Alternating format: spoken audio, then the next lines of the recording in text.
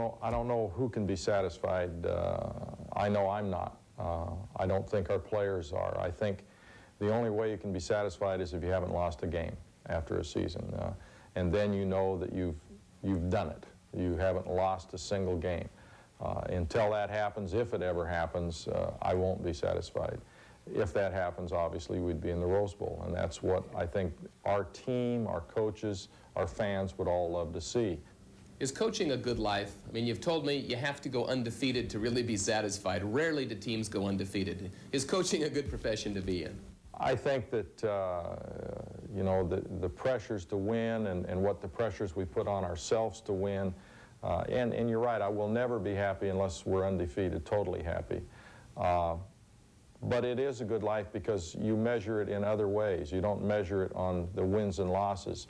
I've had some very good years where we haven't won a lot of football games, some enjoyable years because of the young men you work with. You see players come in and develop as people and go out the other end as well prepared as you could possibly expect to succeed in life. And I know it's corny and hokey maybe a little bit, but I really do truly believe in the student-athlete concept, the development of character, the growing from a boy to a man. And I think during this period that happens, and it happens sooner with some than others. Some of them we don't get it done with. They don't develop the way they should, while others exceed even our expectations or mine. I'd like to think of it as an extended family. I chew them out, I scold them, I praise them.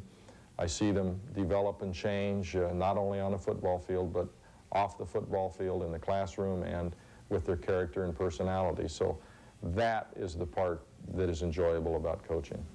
What is your trademark, or what would you like your trademark to be as a coach? What would a Rich Brooks team be described as?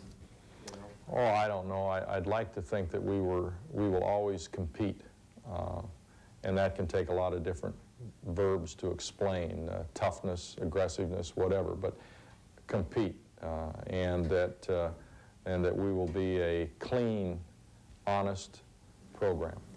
You say you're a competitor. Now, on game day, are you one of those coaches that likes to compete, that you're excited to be down there on the sidelines and you get to be right involved in the game? Do you get up for it like you did as a player?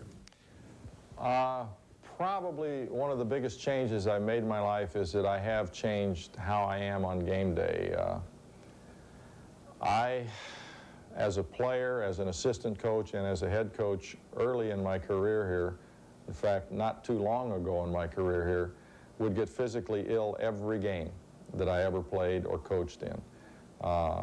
It wasn't doing my health any good, and I tried to redirect some of my thoughts. I even had myself convinced that my players won't think I'm ready unless I get sick, you know. So about 4 or 5 years ago, I got kind of control of that part of my mind, and I'm ready, but I don't do it like I used to do it, and I think that's good for everybody concerned. Who buys your sweaters? My wife knits some of my sweaters, and some of the others, you know, I just try to bring out a little something. You know, I'm so dull of an interview that I've got to do something to brighten it up.